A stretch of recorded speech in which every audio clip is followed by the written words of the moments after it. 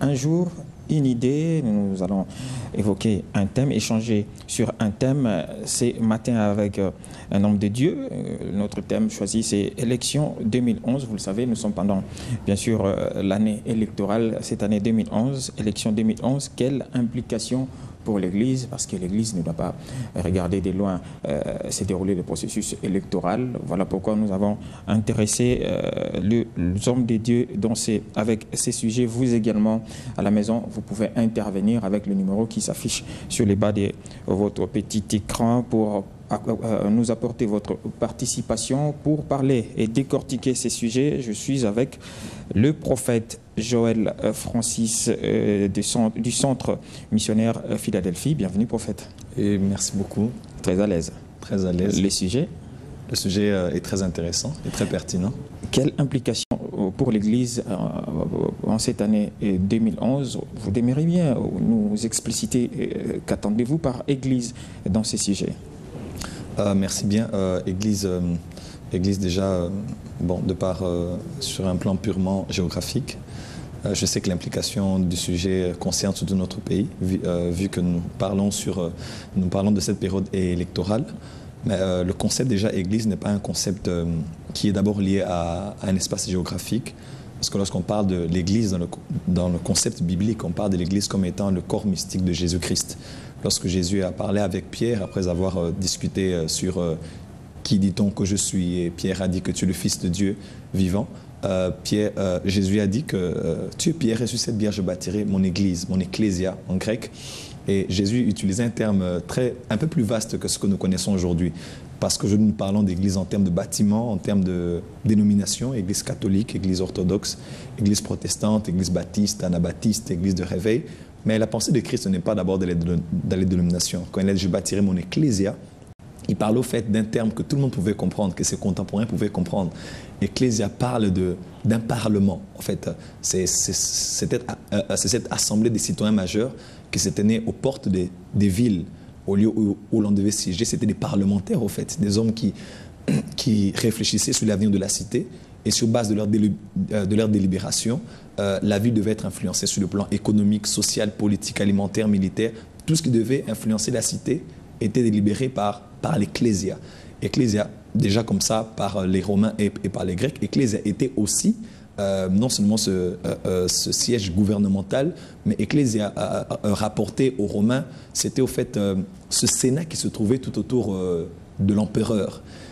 Ceux-là écoutaient la sagesse de l'empereur et il établissait en forme de loi et ils appliquaient sur la cité. C'est ainsi que Paul pouvait dire aux Éphésiens que le monde doit connaître par l'Église la sagesse infiniment variée de Dieu. Parce qu'au fait, les chrétiens sont des sénateurs, sont des gouverneurs. Mais aujourd'hui, c'est l'Église qui, par les politiques, semble connaître le monde. C'est triste et c'est surtout dû au fait d'une crise d'identité, du fait de ne pas savoir qui nous sommes et de passer à côté de notre vocation, que certains, en comprenant l'Église comme étant une dénomination ou bien un moyen de s'enrichir ou j'ai tout essayé de la société, alors je viens un peu à l'Église parce qu'il paraît que ça paye bien maintenant. Des gens se sont donnés à cela. C'est vraiment triste que des choses comme ça soient constatées. Je ne contredirai pas cela. Mais c'est surtout dû à une crise d'identité. Mais gloire à Dieu parce que j'ai l'impression que les choses sont en train de changer déjà. Changer, surtout pendant cette période d'élection, on a senti que l'Église en République démocratique du Congo semble rester observateur du processus électoral. Merci bien pour ce que vous avez dit. Je vous donne raison, je dirais peut-être à moitié, parce que je ne peux pas être aussi aveugle pour nier ce qui a été fait par les uns et les autres. Personnellement, je m'étais engagé à cela. Je suis passé plus d'une fois au niveau de la télévision, dans des chaînes surtout chrétiennes, pour inciter les gens déjà à pouvoir s'enrôler. Parce que l'enrôlement est biblique. On parle même juste avant la naissance de Jésus-Christ. On parle de Marie et Joseph qui devaient aller se faire recenser.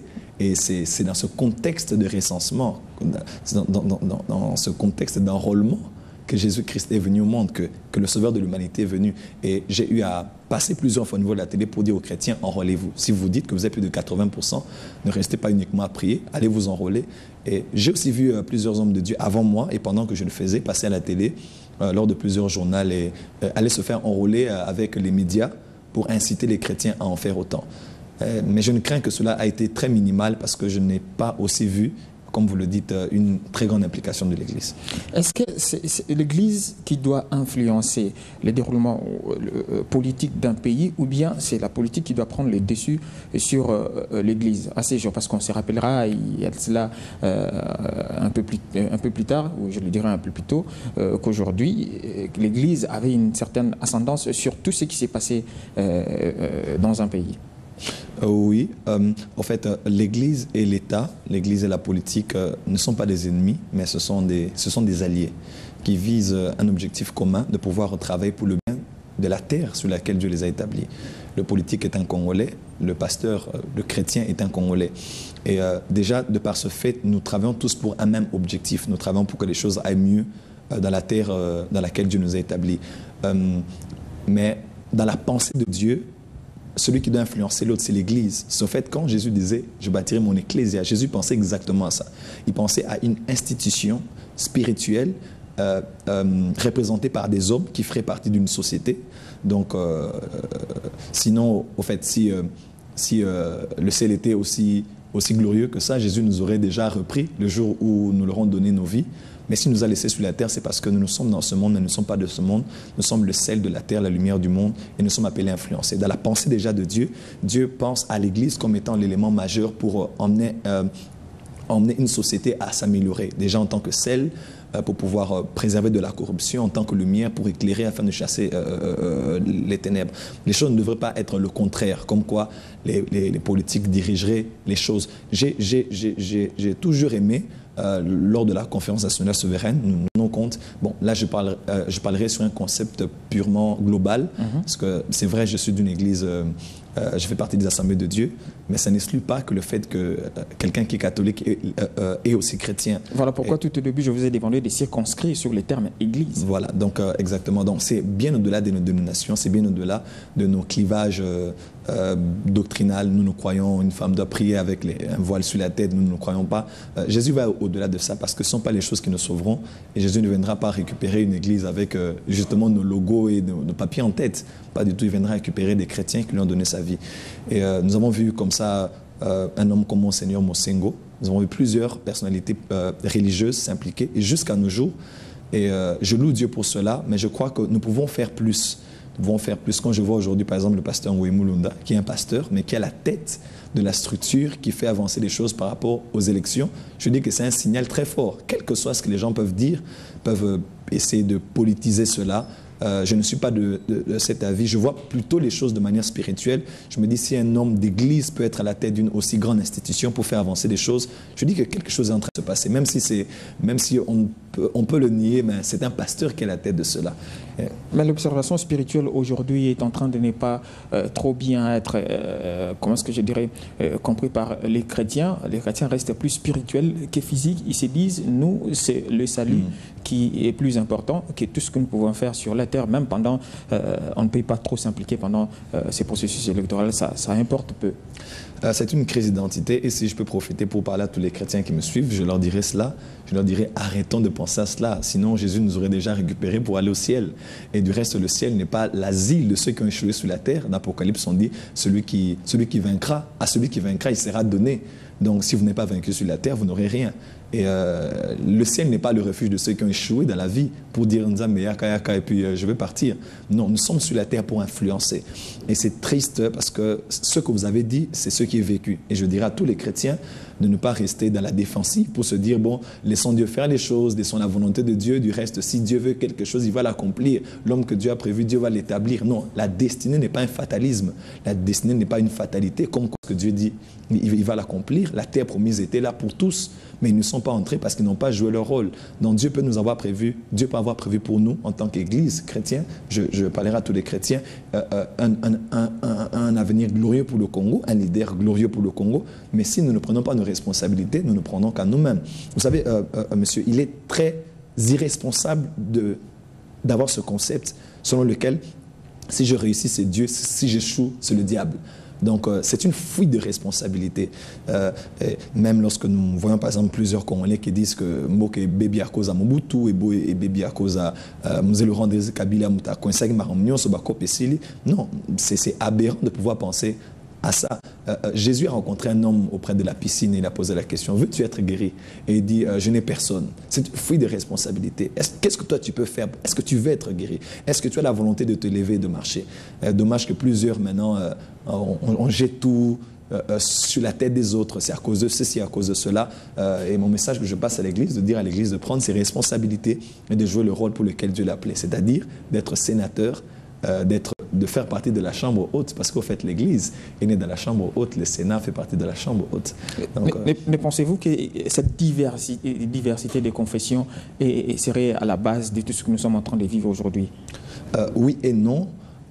Oui, dans la mesure où ces différences, cette multiplicité de doctrines dans le christianisme serait un sujet de division lorsque nous devons penser à un intérêt commun. Paul même pouvait dire aux Éphésiens, au point où nous en sommes, marchons d'un même pas. C'est-à-dire, il arrive un temps lorsque, à un moment de certains défis et de certains enjeux, que ce soit dans la vie de l'Église ou dans la vie de la société dans laquelle Dieu nous a établis, si nous pouvons transcender certaines choses, nous devons transcender cela. Je ne parle pas ici je cherche le nom qui fait en sorte qu'on puisse tous se retrouver en tant que confession religieuse. L'écuménisme. L'écuménisme, merci beaucoup. L'écuménisme, ça n'a rien à voir avec l'écuménisme. Lorsque nous devons voir les intérêts supérieurs, par exemple, de l'Église et de la nation, je pense que nous devons transcender certaines choses pour pouvoir voir l'intérêt commun. Cela est à la base, oui, mais dans la mesure où il y a des divisions aujourd'hui. Comme quoi, puisque c'est un catholique qui est en train de travailler dans tel secteur de la société, je ne m'engagerai pas avec lui, je ne l'encouragerai pas, je vais boycotter tout ce qu'il fait parce que je fais partie des églises de réveil. Du reste, ce sont les idolâtres et nous avons le feu, nous avons l'esprit. Je pense que c'est de l'immaturité. Mais d'un autre côté aussi, non, parce que aujourd'hui, vu tout ce qui se passe, je me rends compte que l'Église est en train de devenir de plus en plus mature pour comprendre que même s'il ne prie pas avec moi, s'il fait partie de ceux qui croient en Jésus, un peu comme les disciples qui sont revenus vers le Maître pour dire « Seigneur, nous avons vu quelqu'un quelque part qui fait ce que nous sommes en train de faire, mais qui n'est pas de notre staff, qui n'est pas de notre club, qui n'est pas de notre réseau. » Mais Jésus a dit non, celui qui n'est pas contre nous, il est pour nous. Et c'est un message même que je profite pour lancer à l'Église, que nous puissions transcender toutes nos divergences pour pouvoir voir l'intérêt commun de la nation. Et dans des temps comme ceci, nous ne devons plus parler en termes de « je fais partie de telle dénomination », nous devons parler en termes d'Église en tant que corps de Christ, mais aussi en tant que Congo comme étant notre patrimoine national. Comment doivent se comporter les chrétiens pendant que démarreront bien sûr la campagne électorale, car ce sera un moment vraiment très très mouvementé. Merci beaucoup. Si vous m'avez posé cette question quelque temps avant, j'aurais d'abord profité pour l'occasion pour dire aux chrétiens d'aller massivement s'enrôler. Parce que du reste, s'il y a 10% de chrétiens qui s'enrôlent pour voter quelqu'un, cela sera une minorité par rapport aux choix responsables que les chrétiens devront faire. Donc, j'ose croire que les chrétiens se sont enrôlés massivement. Mais compte tenu du fait que la période déjà pour se faire enrôler a déjà touché à sa fin et que nous sommes déjà en train d'aller droit vers les urnes, les chrétiens devront être très responsables. Responsables, déjà pour revenir à ce que j'ai dit, ne pas tout laisser à la responsabilité de Dieu. C'est-à-dire, je sais déjà qu'en une période comme celle-ci, de par déjà mon ministère, plusieurs personnes diront qu'est-ce que Dieu a dit, qui est le choix de Dieu. J'en ai en venir là. Voilà, qui est le choix de Dieu. Et on risquerait d'abord à livrer toute une destinée à des rêves et à des visions, alors que c'est un choix responsable que Dieu nous donne. Et les chrétiens vont se comporter en tant que responsables. Et je préfère que la responsabilité dont vous faites allusion, c'est la responsabilité après orientation donnée par un prophète ou bien responsabilité après une conviction personnelle sur les constats, sur ce qui a été fait sur terrain. Tragique a été de remarquer que lors des élections passées, plusieurs personnes ont été très déçues parce que certains conseillers qui travaillaient avec eux les ont dit en tant que prophètes que c'est vous qui passerez président, mais on ne les a pas vus aujourd'hui. Certains ont dit non, Dieu avait changé d'avis en dernière minute. C'est de l'irresponsabilité. Je pense que quel que soit le choix de Dieu sur une personne, en tant que prophète, premièrement, je ne peux pas me lever pour dire aux gens Dieu a dit que c'est telle personne, alors votez telle personne. Cela sera aussi irresponsable de ma part. Je peux connaître la personne du choix de Dieu, je prierai pour la personne, mais parce que je suis prophète et parce que je fais partie de cette Église qui est la mère de la nation, l'Église est la mère. L'Église a dans son sein des gens de tous les partis politiques, de toutes les extrémités politiques. Les uns sont du gouvernement, les autres sont de l'opposition. L'Église a en son sein toutes ces personnes. Et il est irresponsable aujourd'hui pour un homme de Dieu ou pour un membre faisant partie du leadership de l'Église de dire aux gens votez telle personne ou se ranger sur le clivage de telle personne. Je crois qu'il est beaucoup plus mature et responsable de donner aux gens un profil de ce que devrait être un bon leader. La Bible qui est derrière notre livre de route nous montre de l'Ancien au Nouveau Testament, même quand on parle de tout ce qui est être aux leaders par rapport à ceux qui ont été avec Moïse, même on parle dans l'Église par rapport aux évêques, on parle toujours d'un profil particulier par rapport à la vie morale de la personne qui doit être leader pour influencer les autres, par rapport aussi au sens de responsabilité que cette personne a en vue de pouvoir influencer toute la masse. Et aujourd'hui, il serait pas mature du tout de vouloir dire aux gens votez telle personne. Non, parce que par exemple dans les réunions que j'organise, j'ai les gens de partout. J'ai des sénateurs qui viennent, des députés qui viennent, j'ai des gens de partout, des gens du PPRD, du MLC, des gens de partout. Je ne peux pas aujourd'hui, sinon je ne serai plus au milieu du village. Je montrerai aux gens un profil responsable, ce que devrait être l'homme qui doit nous diriger. Devrait être celui qui aura le cœur pour la nation, qui aura le cœur pour les intérêts de Dieu dans la nation. Surtout en tant que serviteur de Dieu, je ne verrai pas que pour le bonheur de la nation, mais aussi je verrai sur le bonheur de l'Église qui fait partie de cette nation qu'elle a en son sein. Et l'Église a la responsabilité, aujourd'hui les chrétiens ont la responsabilité, je donne au peuple le profil de la personne qui doit les diriger, mais de deux, que les chrétiens votent aussi par rapport à un profil et non d'abord par rapport aux prophéties. Parce que les prophéties peuvent vous tromper, il y en a eu beaucoup de faux. Vous risquez de vous fier à ce que l'homme a fait ou et par rapport à ce que l'homme est aujourd'hui et dire, bon, vu ceci ou cela, je me porte garant de pouvoir le voter parce qu'une prophétie a dit. Mais nous ne savons pas ce que sera cette personne après 5 ans. Parce que l'homme est évasif et l'homme change. Mais si nous votons responsable et avec Dieu, je pense que nous assurerons un avenir meilleur pour notre pays. Ne seriez-vous pas en train de dire, tiens, de ne pas trop obtempérer aux indications ou aux orientations données par les chefs spirituels? Par leur chef spirituel, de suivre, si c'est par rapport à un profil, mais c'est par rapport à une personne indiquée pour dire voter telle personne, alors je n'encouragerai pas du tout cela. Je pense que soyons responsables, prenons l'avenir de notre pays entre nos deux mains. Et si, en tant que leader, nous pouvons influencer les gens, influençons les gens par rapport à un profil donné et non par rapport à une personne indiquée.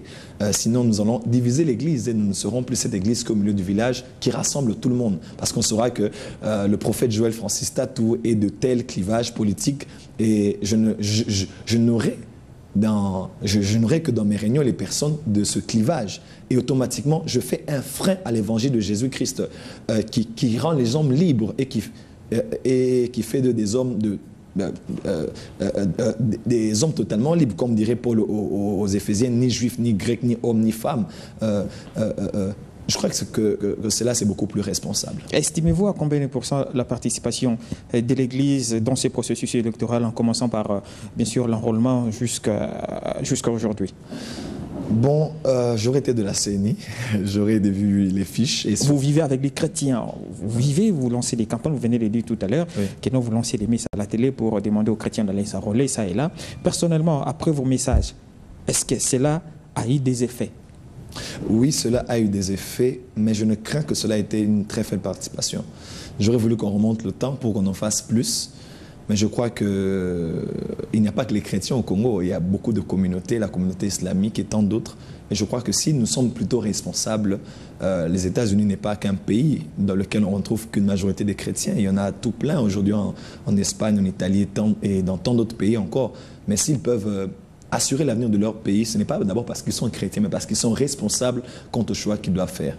C'est aussi parce que vous, qui êtes à la tête des églises ou des associations, vous prêchez trop les paradis qu'est l'appartenance à son pays, les devoirs d'un citoyen envers son pays. Vous appartenez, nous c'est le corps du Christ, nous c'est le corps du Christ, alors que la RDC est un peu laissée à côté. Oui, c'est vrai, et je condamne cela. Et du reste, le Seigneur m'a appelé au ministère prophétique et le message principal qu'il m'a donné, c'est un message pour le réveil de l'Église. Et c'est ma lutte et mon combat de tous les jours pour dire aux chrétiens, arrêtons de nous voiler la face pour n'attendre que le ciel. Du reste, vous savez, pour la petite histoire, dans les Actes des Apôtres, ils ont commencé à vendre leurs parcelles. Et plusieurs parlent de ça comme étant un signe de générosité, que les gens vendaient leurs parcelles uniquement parce qu'ils voulaient contribuer à l'avancement de l'Église et de l'évangélisation. Non, l'une des raisons principales pour laquelle ils le faisaient, c'est parce qu'ils attendaient tellement le retour de Jésus qu'ils étaient persuadés que ça arriverait d'un moment à l'autre. Alors ils se disaient, bon, débarrassons-nous de tout ce qui est de la terre, crucifions la chair, attendons-nous à Dieu parce que nous partirons. Non, c'est totalement faux. Et ils ont attendu, et même Pierre en parle encore dans son épître, dans son deuxième épître. Il dit que plusieurs sont lassés parce qu'ils ont dit, nous avons longtemps attendu cet avènement du Fils de l'homme et cela n'est jamais arrivé. Tout ça parce qu'ils n'ont pas eu conscience qu'avant qu'ils ne reviennent vivants. C'est un peu comme... pour la petite histoire encore, cette jeune sœur qui est venue pour me dire qu'on a entamé les démarches pour que j'aille en Europe parce que mon fiancé veut me faire aller en Europe. Alors elle arrête ses études, elle est à l'UPC, elle arrête ses études, elle arrête son travail. Pour elle déjà, c'est d'un moment à l'autre, je peux partir. Et jusqu'aujourd'hui, monsieur le journaliste, elle est toujours à Kinshasa. Comme quoi, même si vous avez une promesse de pouvoir partir, même si les démarches sont déjà entamées, n'arrêtez pas vos études. Même si vous savez que Jésus reviendra bientôt, n'arrêtez pas ce que vous faites. Vivez, étudiez, travaillez, parce que nous avons une responsabilité sur la terre en tant qu'Église d'influencer la société. Et la faute incombera aujourd'hui aux hommes de Dieu. Comme ça, que diriez-vous si on taxait des hommes de Dieu d'être plus fautifs dans les comportements des chrétiens aujourd'hui? Oui et non, pour être équilibré. Oui, dans la mesure où, un peu comme Lucifer, lorsqu'il a été précipité du haut des cieux, il a tiré avec lui un tiers des étoiles du ciel, parce qu'un leader a la capacité d'influencer la masse, parce que nous sommes déjà modèles et repères, exemples. On se dit, si lui peut le faire, je le fais aussi parce que c'est mon modèle, c'est l'exemple que j'ai devant moi, c'est ce devant quoi je suis exposé. Mais non aussi parce que nous ne pouvons pas avoir pour modèle ultime des hommes, notre modèle de base, c'est Jésus-Christ, notre modèle de base. C'est la ligne de conduite que nous donne la parole de Dieu. Donc, je trouve mal aujourd'hui qu'un chrétien dise que j'ai rétrogradé parce que mon pasteur est tombé et il a divorcé. Non, notre modèle, ce n'est pas notre pasteur. Notre modèle, prophète, nous allons encore vous...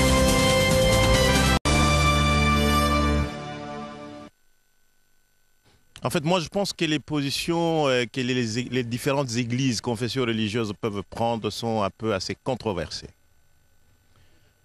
Je prends l'exemple de l'Église catholique universelle romaine. C'est l'Église qui, à mon avis, a des principes chrétiens de vie. Et que cette Église prône l'éthique, la morale, le bien-être de tout le monde. Évidemment, c'est le dénominateur commun à toutes les églises. Et l'Église catholique est claire, elle a déjà pris position pour dire qu'ils doivent observer une neutralité, ne pas donner la parole aux opérateurs politiques et que n'observer que ceux qui vont tenir compte du bien-être de la population. Évidemment, il y a d'autres églises qui n'hésitent pas à prendre position aux côtés d'un opérateur économique pour dire que nous le soutenons, nous le faisons ceci, compte tenu des apports matériels, financiers, moraux de cet opérateur politique dans l'Église et sa façon de vivre à l'Église. Donc, je peux dire ici que la position des églises, des confessions religieuses est tout à fait controversée.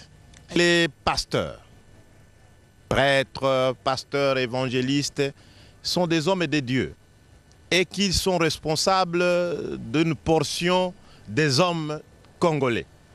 Moi, je ne pense pas que ce soit mauvais que les confessions religieuses peuvent s'impliquer dans la politique de leur pays. Parce que si aujourd'hui il n'y a pas de paix dans cette république, où est-ce qu'ils auront le temps de prêcher?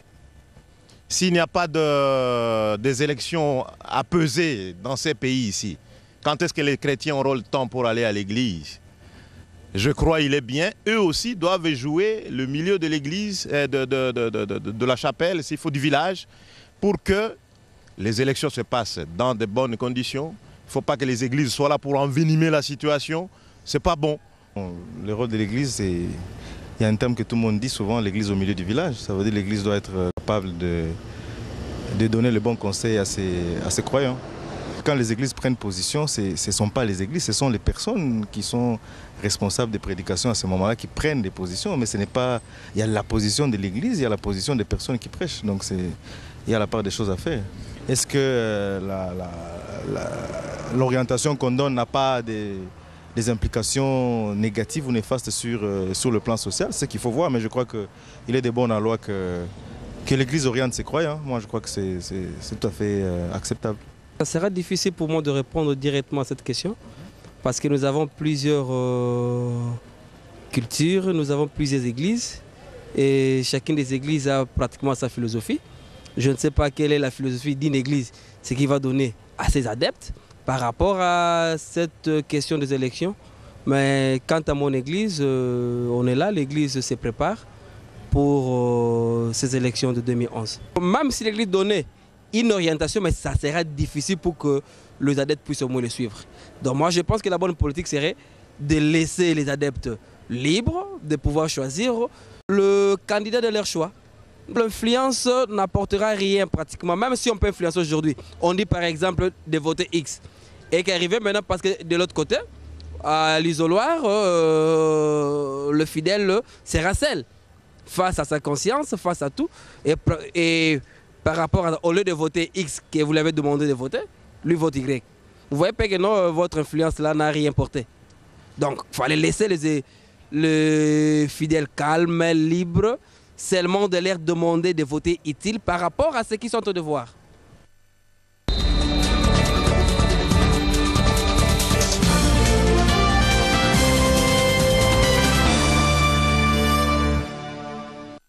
Voilà, comme je le dis tantôt, hein, nous venons de suivre voilà, les micro-baladeurs, prophètes. Que dire par rapport à tous ces dires?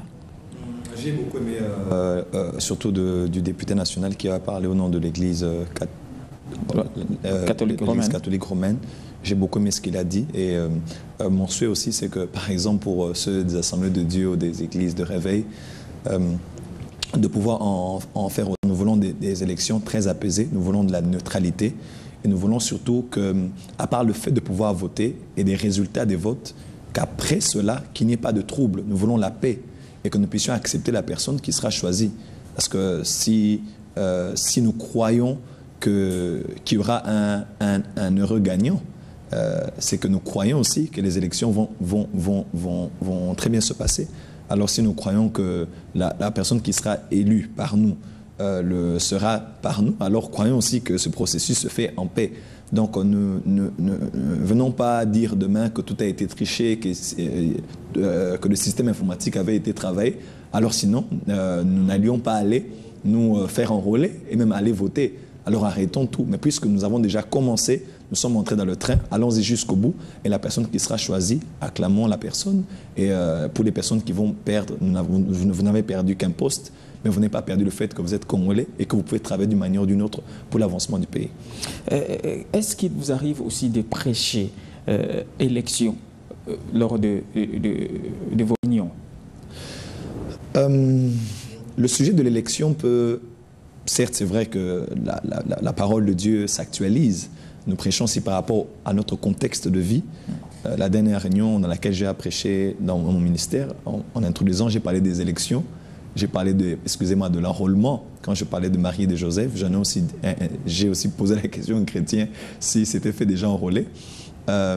Notre message n'est pas de prêcher les élections. Notre message est de prêcher l'évangile. Mais puisque l'évangile fait partie de notre quotidien, nous sommes obligés de nous contextualiser. Nous sommes dans une période électorale, nous devons prêcher des messages qui vont révéler la responsabilité. J'aime bien ce terme responsabilité en anglais, responsibility, non responsibility, donc une réponse à l'habilité que Dieu nous a donnée. Nous avons des grâces, des dons que Dieu nous a donnés, notamment le pays, et notre réponse au fait que nous avons la conscience d'avoir ce pays, ce fait ça, au fait, le sens de la responsabilité. Ils vont emmener les gens à un grand sens de responsabilité, à un grand sens de paix, de rechercher la paix, parce que quel que soit ce qui va se passer, il y aura quelqu'un qui va passer président. Qui va passer président, que les Congolais vont voter. Il y aura quelqu'un qui va perdre.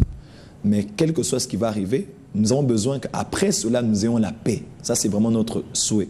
Nous croyons que Jésus-Christ est le prince de paix, il est Jéhovah Shalom, et en tant qu'Église de la neutralité, nous devons inciter les gens à pouvoir gérer toutes choses par rapport à la paix. Par rapport à cette paix que vous réclamez tant, qu'est-ce que vous faites déjà en amont aujourd'hui pour que les communs des chrétiens comprennent que non, voilà ce que nous devons faire pour ne pas aboutir à ça, ou ne nous laissons pas influencer par tout ce qui sera fait, parce que, et je l'ai dit tantôt, que nous tendons lentement, mais sûrement vers une période qui sera très, très mouvementée, avec la campagne, et certainement, il peut y avoir perfection.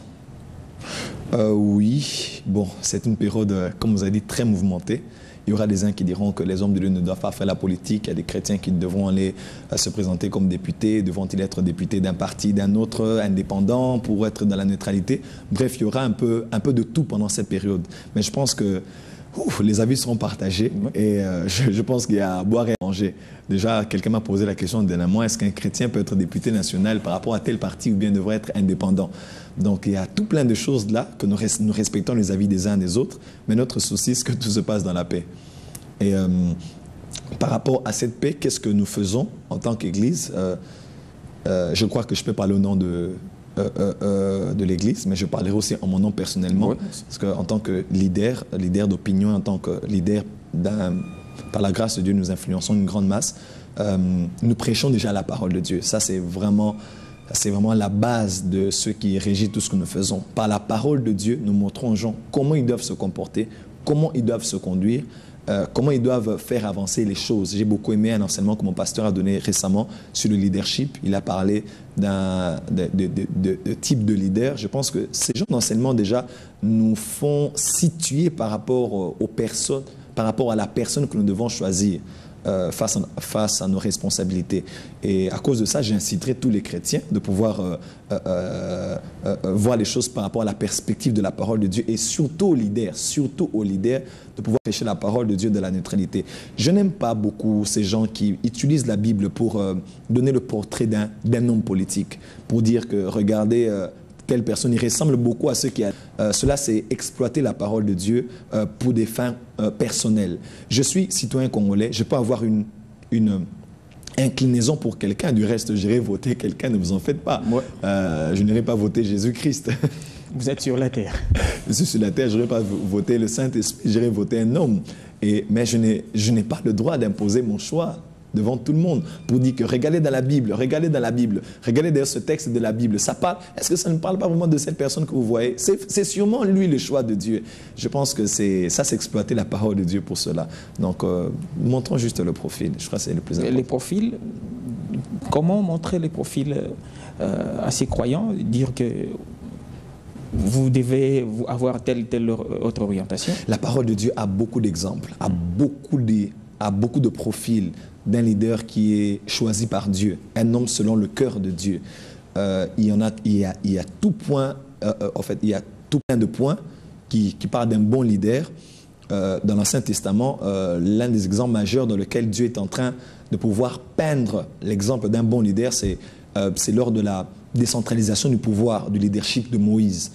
Dieu a eu à dire à Moïse que tu devras choisir des hommes qui vont partager avec toi tes responsabilités afin de juger le peuple pour que tu ne te fatigues pas, d'après le conseil que son beau-père Jéthro a eu à le donner. Dieu a aussi insisté sur cela. Dieu parle de l'intégrité, Dieu parle de justice. Dans le Nouveau Testament, quand on parle d'un évêque, donc de quelqu'un qui est un leader, on parle d'un homme qui est marié d'une seule femme, un homme qui n'est pas à donner de l'alcool. Déjà, on parle d'un profil moral.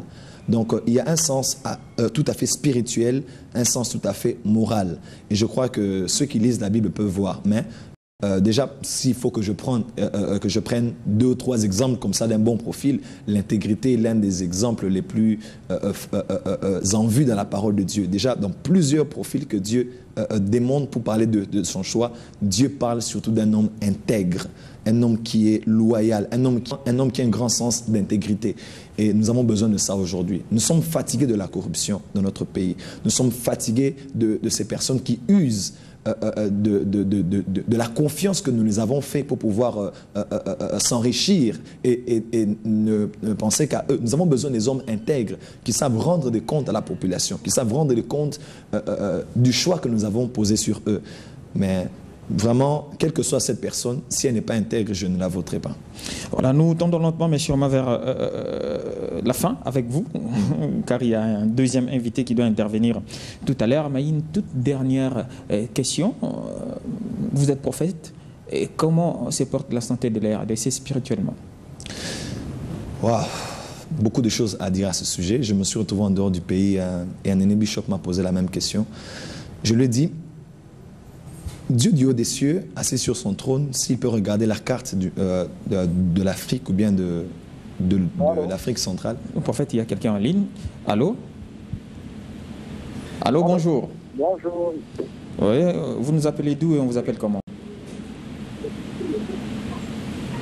Allô, bonjour. Je viens de ceci. Oui. Parce qu'il parle de la corruption, il parle de certaines difficultés avec la République.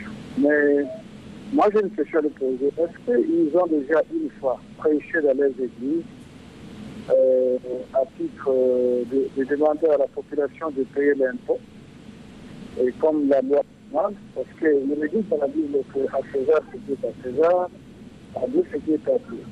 Mais avoir la République aujourd'hui, tous ceux qui parlent de la République, et les pasteurs, les religieux en ensemble, c'est-à-dire les musulmans et autres, personne ne parle, ne dit que la population au travers de la loi. Et parce que ceux qui sont à la famille, et les pasteurs, le prêtre choqué. Et qu'est-ce qu'ils invitent ceux qui refusent de payer les impôts? Déjà, le parti du